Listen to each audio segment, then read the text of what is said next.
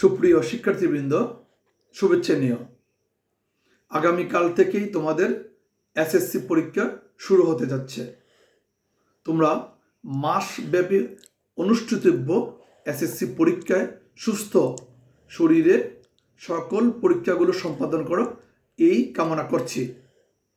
পরীক্ষার পূর্বরাত্রিতে যে যে বিষয়গুলো তোমাদের করণীয়, তোমরা পরীক্ষার জন্য প্রয়োজনীয় যে সকল কাগজপত্র, যেমন অ্যাডমিট কার্ড, রেজিস্ট্রেশন কার্ড, একটি ট্রান্সপারেন্ট ব্যাগের মধ্যে ঢুকিয়ে নিবে এবং যথেষ্ট সংখ্যক কলম, প্রয়োজনীয় পেন্সিল, ইরেজার, কাটার, এগুলোও তুমি তোমার ওই ব্যাগে ঢুকিয়ে নিবে।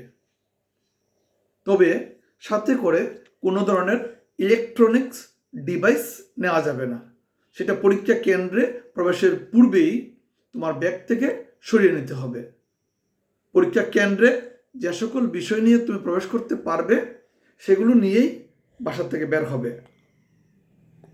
পরীক্ষা হলে তুমি কখনো কারো সাথে, অর্থাৎ যে সকল শ্রদ্ধেয় শিক্ষকবৃন্দ দায়িত্বরত থাকবেন তাদের সাথে তুমি তর্কে জড়াবে না।